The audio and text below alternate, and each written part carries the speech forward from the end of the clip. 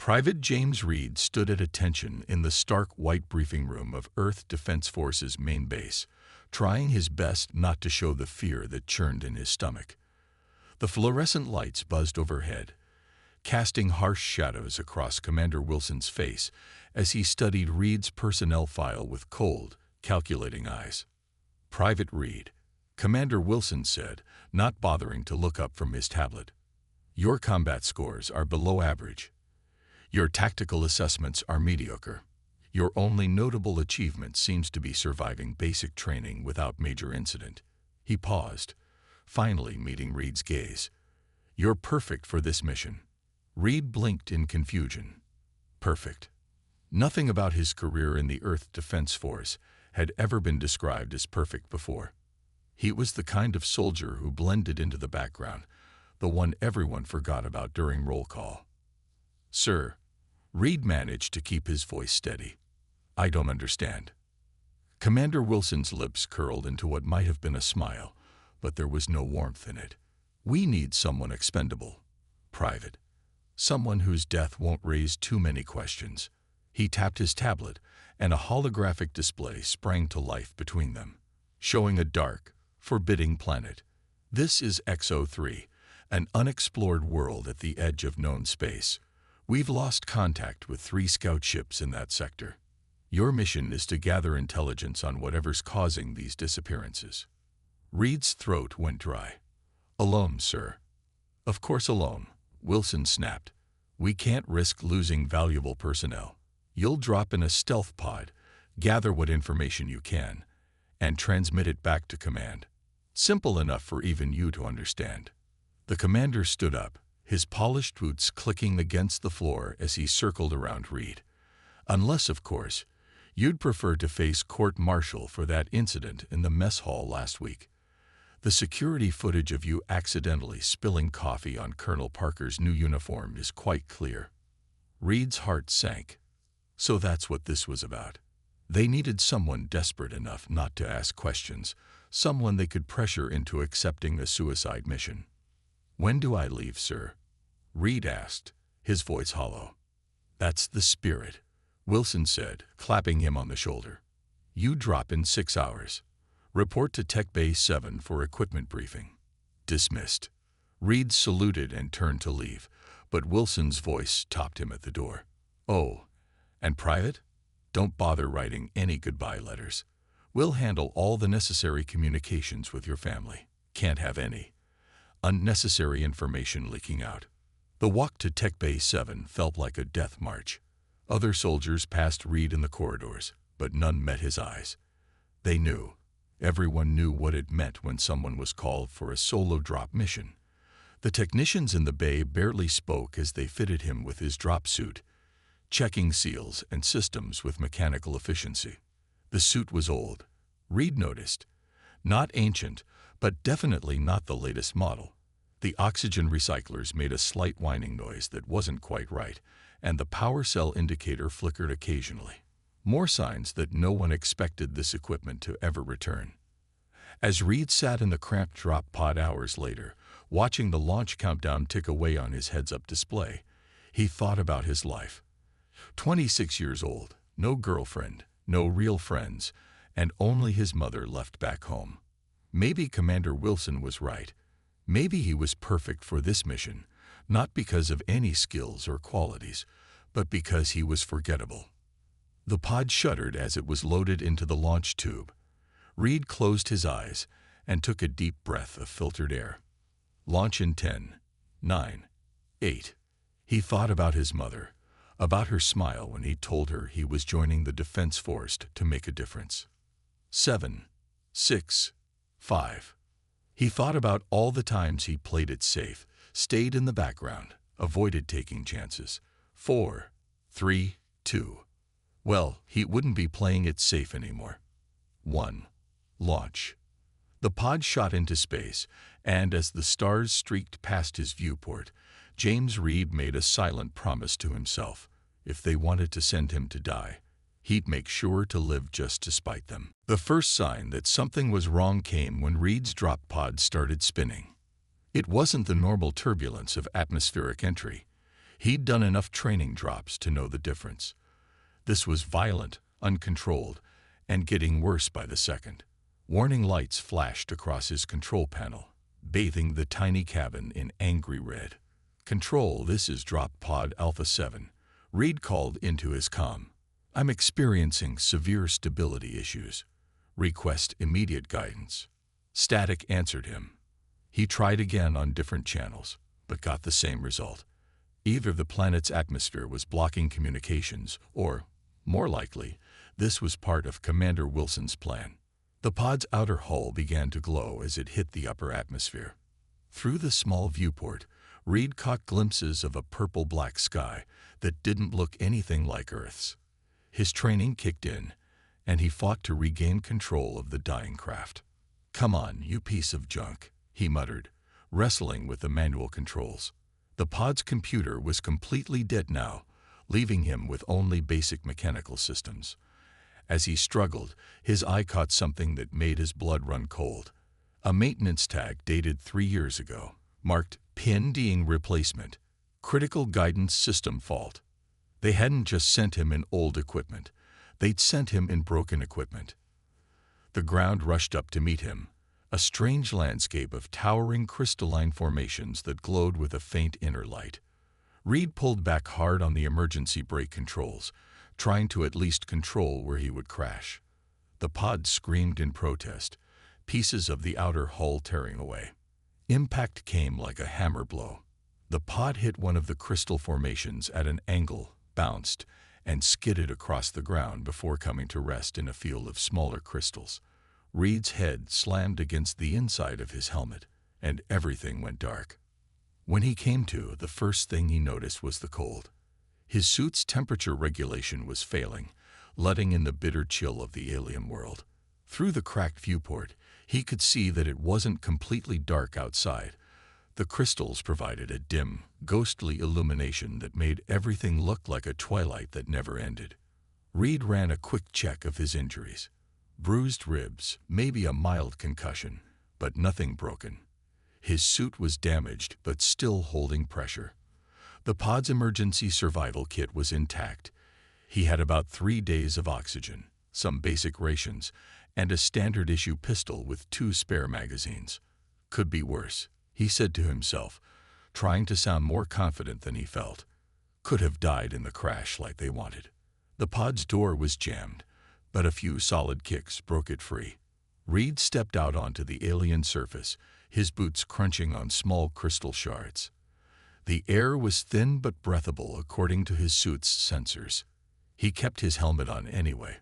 No point taking unnecessary risks. All around him, crystal formations rose like trees in a strange forest. They ranged from small splinters to massive towers that disappeared into the purple-black sky above. Each one pulsed with a faint light that seemed to respond to movement, creating waves of illumination as the wind passed through the crystal forest. A sound caught his attention, something between a whisper and a chime, coming from the crystals themselves. As he watched, the light patterns changed, seeming to flow in a particular direction.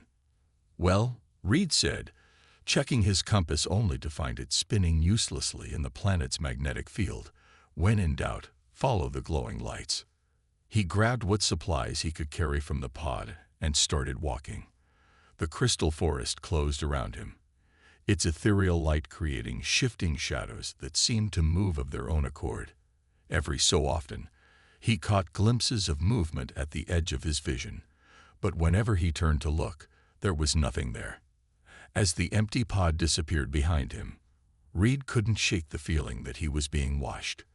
The question was, by what? The creatures that had taken down 3 scout ships, or something else entirely. He checked his pistol, making sure it was ready to fire. Somewhere in this endless twilight were answers about why he'd been sent here. And now that he'd survived the crash, he intended to find them. And make Commander Wilson regret not making sure he was dead. Reed had been walking for what felt like hours when the crystal forest's song changed. The gentle chiming that had followed him since the crash grew deeper, more urgent. The lights within the crystals pulsed faster, creating rapid patterns that all seemed to point toward something ahead. His suit's oxygen gauge showed he had enough for another 2 days. The air outside was breathable, but he wasn't ready to trust it yet. Not on a planet that had already destroyed 3 scout ships. A loud crash echoed through the forest, followed by the sound of breaking crystals. Reed ducked behind one of the larger formations, his hand on his pistol. The sounds grew closer. Something big was moving through the crystal forest, and it wasn't being careful about it. Then he heard something new, a low, pained growl that made the crystals around him vibrate in sympathy. Reed peered around the edge of his crystal hiding place. What he saw made him forget all about staying hidden.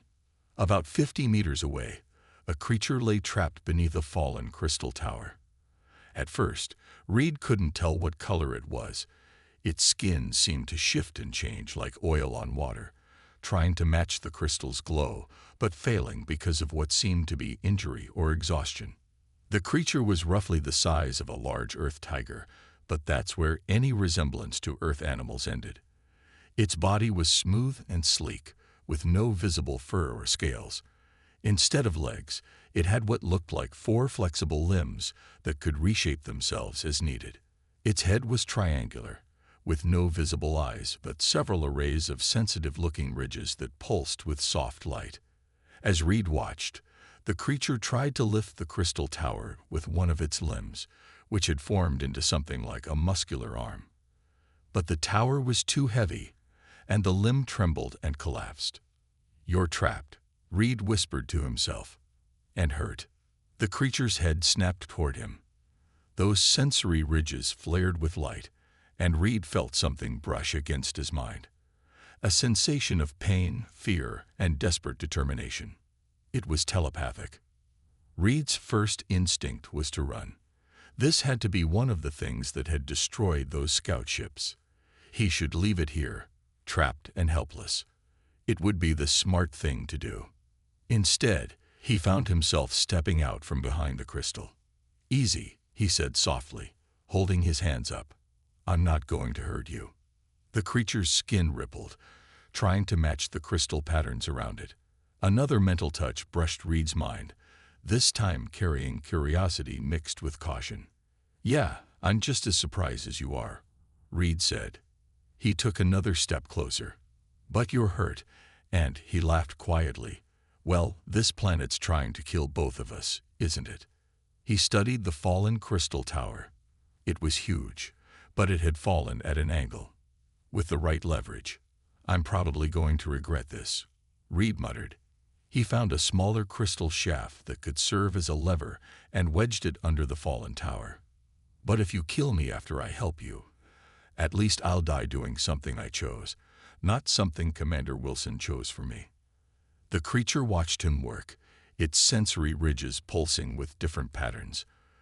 When Reed finally got the lever in place, he felt another mental touch, this time carrying understanding and what felt like agreement. "On 3, Reed said, putting his weight on the lever. 1, 2, 3. He pushed down with everything he had. For a moment, nothing happened. Then, slowly, the crystal tower began to lift. The creature didn't waste the opportunity. It pulled itself free with surprising speed, its injured limb reshaping itself as it moved. Reed let the tower crash back down and stumbled backward, waiting for the attack he was sure would come. Instead, the creature simply stood there, its skin slowly shifting to match the exact pattern of lights in the crystal forest. Its sensory ridges pulsed once, and Reed felt a clear message in his mind. Gratitude. "Well," Reed said, still hardly believing what he'd done, "I guess we both surprised each other." He studied the creature's constantly shifting form. "I think I'll call you Shadow. Seems fitting." The creature, Shadow, moved closer, and this time the mental touch carried something new.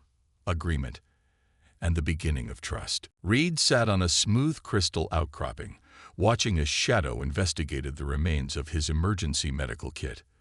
The creature's sensory ridges pulsed with curiosity as it picked up each item with its shape-shifting limbs, sending questioning thoughts toward Reed's mind. "That's a bandage," Reed explained, pointing to the white roll Shadow was examining. "For wounds, like your injured limb." Shadow's skin rippled, changing from crystal match patterns to a deeper midnight blue. A sense of understanding flowed into Reed's mind, followed by an image of the creature's injured limb. "Yeah, I can help with that," Reed said. He patted the crystal beside him. "Come here." The creature moved with liquid grace, settling next to him. Its injured limb still showed signs of damage. The shape-shifting wasn't as smooth, and the color changes were slower. Reed carefully began wrapping the bandage around the affected area. "You know," he said as he worked, "for something that could probably tear me in half, you're surprisingly gentle." A series of amused pulses ran through Shadow's sensory ridges. The mental image Reed received was crystal clear. Shadow could indeed tear him in half, but had no desire to harm the one who had helped it. "Good to know," Reed chuckled. As he finished with the bandage, he felt his stomach growl. His ration pack was running low. He had maybe 1 day's worth of food left. Shadow's head tilted, its ridges flashing in a new pattern. Suddenly, Reed's mind was filled with images of small, crystalline creatures that moved through the forest. They were similar to Earth's rabbits, but their bodies were partially transparent and filled with the same bioluminescence as the forest. "Are you showing me what's safe to eat?" Confirmation flowed into his mind, along with more detailed images of how to catch these crystal rabbits. Shadow could shape-shift into nearly invisible forms, becoming one with the forest to hunt them. "Think you could teach me?" Reed asked. Shadow's entire body rippled with what Reed was starting to recognize as enjoyment. The creature stood, its injured limb already moving more smoothly thanks to the bandage. In Reed's mind, he saw images of them hunting together. Over the next several hours, Shadow taught Reed the ways of the crystal forest. The human learned that the lights weren't random. They were a language, warning of dangers, and marking safe paths. Shadow showed him how to move silently among the crystals, how to read the patterns of light to track prey. When they finally caught one of the crystal rabbits, Reed was surprised to find its meat was not only edible but surprisingly sweet. Shadow caught one for itself, its eating process fascinating to watch as its body simply absorbed the nutrients directly. "We make a good team," Reed said as they rested after the meal. He had finally felt safe enough to remove his helmet, discovering that the air, while thin, was clean and carried a slight metallic taste. "I help you heal, you help me survive. Not bad for a human and whatever amazing thing you are." Shadow's skin shifted to a warm golden color Reed hadn't seen before. The mental touch carried feelings of companionship and agreement, along with something else, a warning. Images filled Reed's mind. Massive predators that stalked the deeper parts of the forest, and strange machines that sometimes fell from the sky. Other ships. Reed sat up straighter, like the scout ships that disappeared. Shadow's response was complex, a mix of confirmation and correction. Yes, ships had come, but they hadn't all disappeared. Some had landed safely, in a place deep in the crystal forest, a place Shadow could lead him to. Reed felt his heart race. Here might be the answers he was looking for. Why he'd been sent here, what happened to the other ships, and maybe even evidence of Commander Wilson's true plans. "Show me," he said. Shadow stood, its body shifting to better blend with the deepening twilight. As Reed put his helmet back on and gathered their few supplies, he realized something had changed. He wasn't just trying to survive anymore. With Shadow at his side, he was finally ready to fight back. The crashed scout ship lay half-buried in crystal formations, its hull still mostly intact. Reed and Shadow approached cautiously, their movements synchronized after days of hunting together. The ship's emergency lights still blinked weakly, creating strange patterns as they reflected off the surrounding crystals. No bodies, Reed noted, examining the ship's broken entry hatch. The crew must have survived the landing. Shadow's skin rippled in agreement, but its sensory ridges pulsed with warning patterns. The mental image it shared showed people in Earth Defense Force uniforms being led away, not captured, but following willingly. They weren't prisoners, Reed asked. That doesn't make sense. Unless. He trailed off as they entered the ship's main cabin. Despite the crash, the computer systems were still operational, running on backup power. Reed sat at the console while Shadow kept watch, its body blending perfectly with the ship's shadows. "Let's see what secrets you're hiding," Reed muttered, his fingers moving across the keyboard. The files were encrypted, but his low security clearance was enough to access the basic logs. What he found made his blood run cold. "This can't be right," he said, but the evidence was right there on the screen. The scout ship's mission logs, the crew's personal records, the classified communications with Earth Command. All of it pointed to one terrible truth. Shadow moved closer, its ridges pulsing with concern at Reed's distress. The creature's mental touch carried a question. "They knew," Reed said, his voice shaking with anger. "Commander Wilson, Earth Command, they all knew about this planet. About your people." He gestured at Shadow. "Those attacks on human colonies, they weren't attacks at all." He pulled up more files, the pieces falling into place. The supposed alien attacks had been staged by private military contractors hired by corrupt Earth Command officials. They needed an excuse to invade this planet, a world rich in the living crystals that powered humanity's most advanced technology.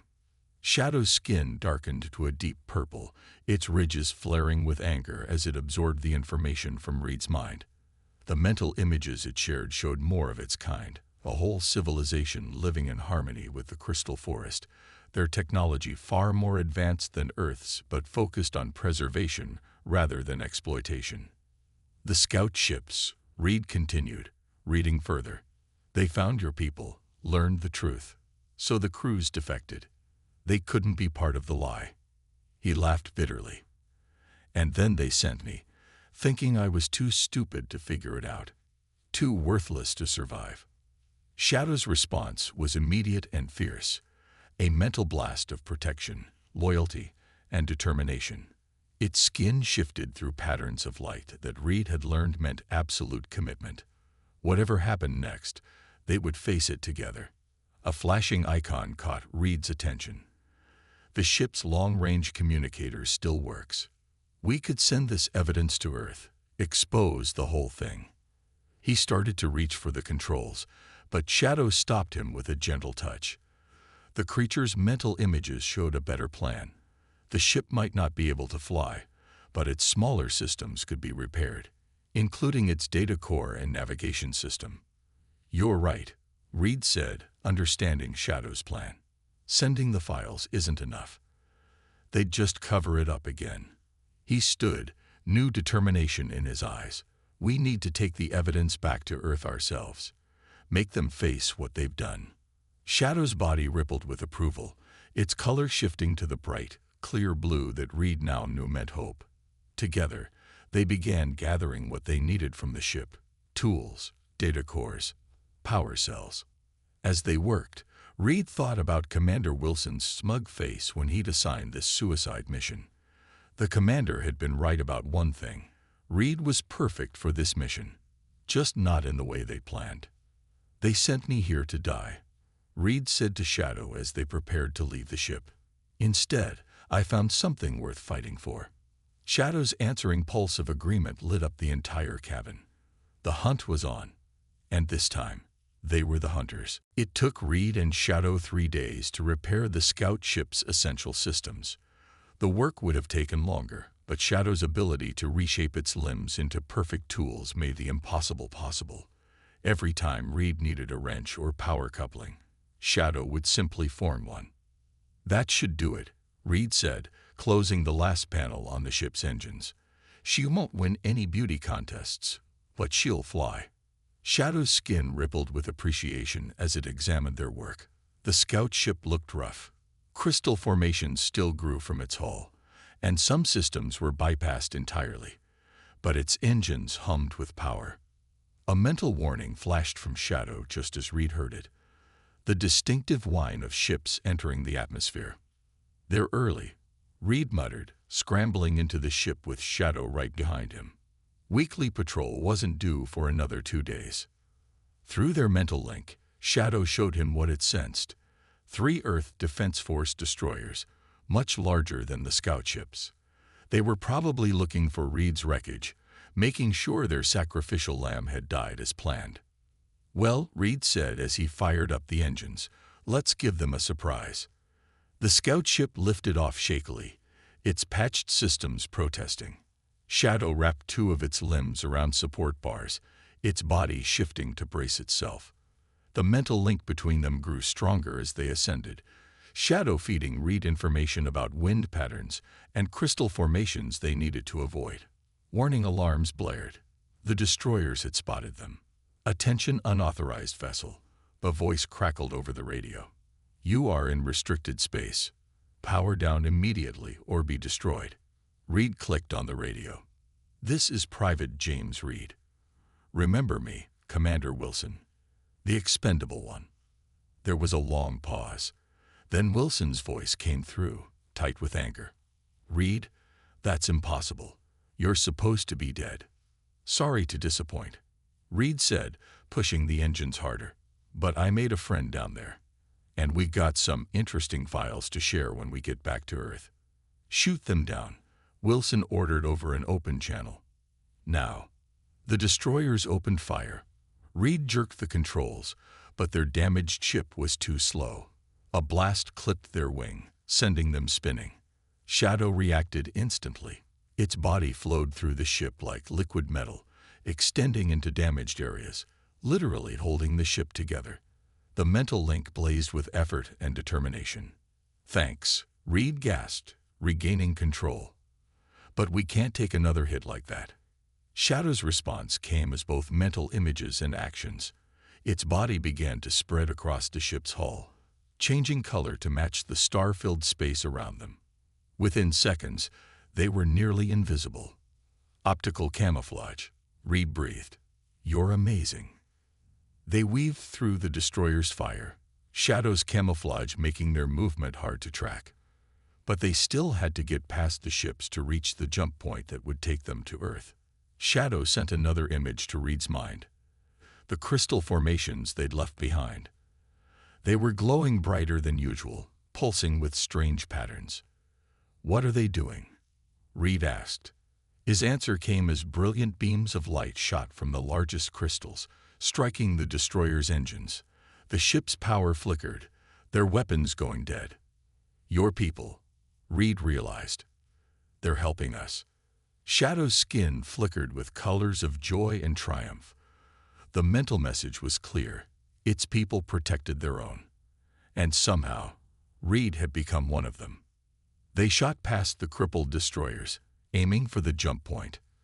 Commander Wilson's furious voice faded into static as they prepared for the leap to Earth space. "Ready?" Reed asked his friend. Shadow's response filled his mind with confidence and trust. They were ready, ready to expose the truth, ready to protect both their worlds, ready to face whatever came next. Together, the Earth Defense Force's main control room erupted into chaos when Reed's stolen scout ship appeared in orbit. Warning sirens blared as dozens of officers scrambled to battle stations. On the main screen, the ship's crystal-covered hull gleamed in Earth's sunlight. "Shoot it down," Commander Wilson shouted, his face red with rage. "That's a direct order." But before any weapons could lock on, Shadow made its move. Its body flowed out through the ship's communication systems, writing the data streams directly into the Earth Defense Force's computers. Screens flickered across the control room as years of secret files suddenly opened themselves.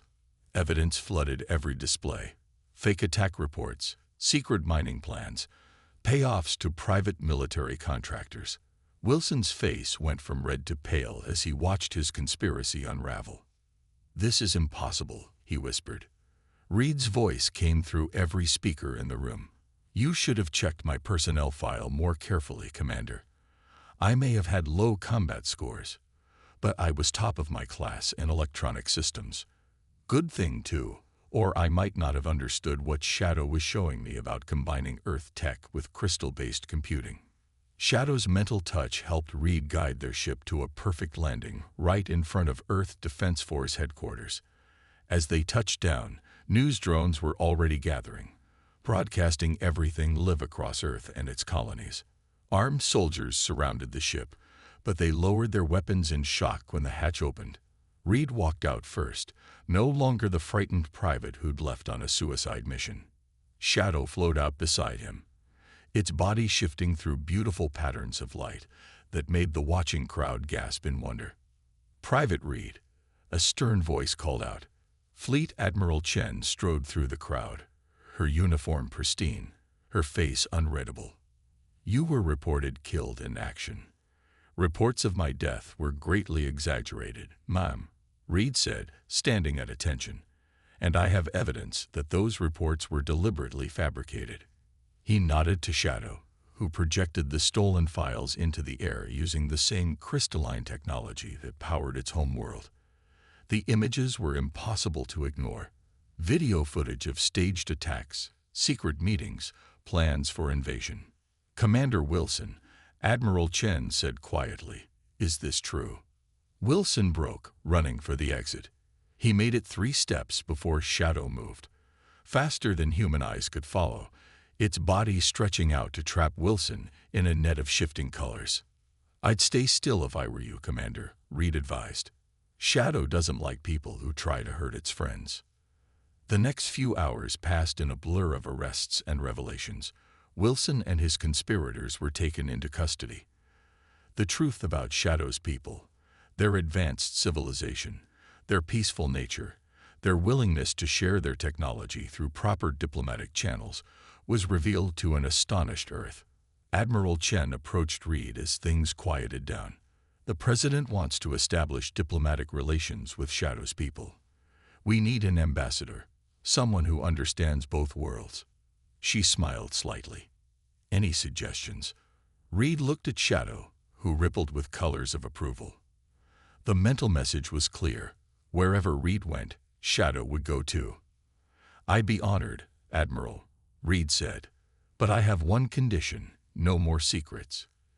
Everything happens in the open from now on." "Agreed," Chen said. "And Private Reed, you're promoted. Let's make sure your new rank matches your real abilities." Later, standing in his new office with Shadow beside him, Reed looked out at the Earth below.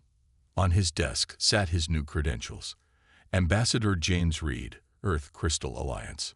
Shadow's mental touch carried amusement. The creature had noticed that Reed's office walls were being lined with the same crystals from its home world, a gift from its people to help it feel at home. "You know what, Shadow," Reed said, smiling. "For once, Commander Wilson was right. I was perfect for that mission."